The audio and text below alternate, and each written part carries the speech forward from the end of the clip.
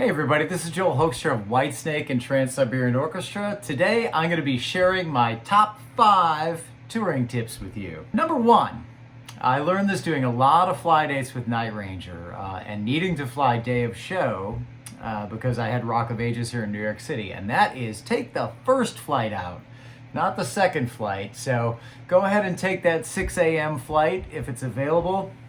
The reason being, well, number 1, you're not going to get caught in traffic on the way to the airport. And there's not going to be as many people on the flight. You're going to have better luck getting your stuff in overhead and getting seated earlier. And the main thing is that the plane is there from the night before. So the plane is not arriving from somewhere. So I think that reduces the what I call the FUCK factor of flying significantly when you know that your plane is already there. I also noticed that at 6 in the morning they're more willing to take off in bad weather. So if it's raining or snowing, they'll still get you out.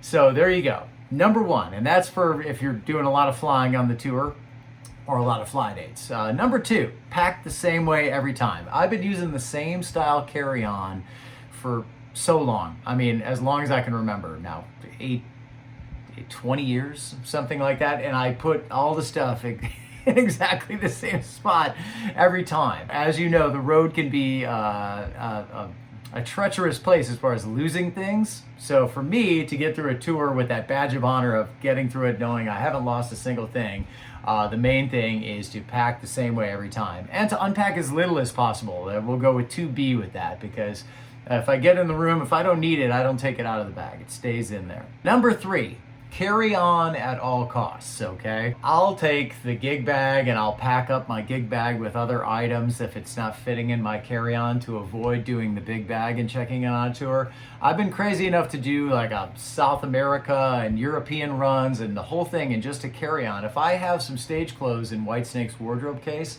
I'll do the whole tour with just a carry-on because I feel like it reduces, again, that FUCK factor of them losing your bags. If you've got connections, tight connections, you don't have to sweat it as much. And you're able to change your flights as well easier if you only have carry-on. So let's say you do miss a connection and there's some kind of alternate path.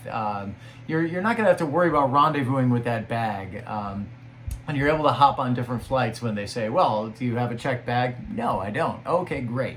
So anyway, I've found that it just makes my life a whole lot easier to just go with carry-ons and pack lighter. Just go ahead and buy things on the tour as you go. Oh, and as an example on there, I have a side note for myself. So what happens with some of the larger items, right? Anything larger than the 3 point whatever X amount of ounces with flying. Well, I take the little Maid conditioners, lots of those. So as I go, I'm always accumulating those from the Maid cart. And then that way I don't have to buy a big bottle of conditioner or shampoo to throw out every time I get to the TSA check-in. Number 4, do not disturb signs. I would say very important part of the process just in terms of safety. Now, we've all had, or I don't know, maybe you don't travel much, but that annoying thing with the huge hoop on the do not disturb sign, and you put it on the doorknob and every time it shuts it falls off.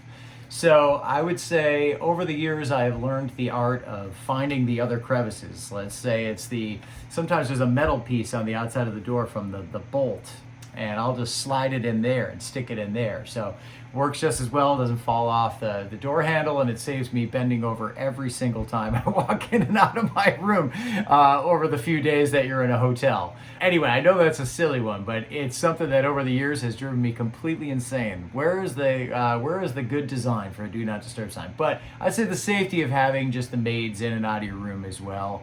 Try to limit that. I'm always worried. I keep a guitar in my room every time, so I'm always worried I'm going to go walk back in sometime and my guitar's gone. And I would say the 5th one is really kind of like a 5A is just going to be called just be a pro with the whole thing. But that's got a lot of, I guess, subcategories, right? Say hanging in is a very important thing on the road, not overdoing the nightlife thing, not going too far because you're going to risk missing flights and etc., missing lobby calls. Try and do the right thing and get down to the gym and exercise. I usually enjoy the hotel gyms. It's nice for me. Try to eat right when you're out on the road. Sometimes I fail at that, quite often actually. But try to eat right, and don't forget to stay sharp on your instrument. So I always have a guitar in my room. I try and put in a couple hours a day on the road. Even if there's no real need for it, it's very easy to just, I guess, get lulled into that sense of security going, hey, I got the whole day off. But for me, it's always nice to stay sharp for a couple hours, make sure that my skills are up. That way when the gig does arrive, especially if you're in some kind of tour where there's a few days off, that can be dangerous. So like to try and stay sharp and keep it together, and that way have a great gig. Anyway, I hope you've enjoyed my top 5 touring tips. Hope to eventually tour again and see you all out on the road. All right, cheers.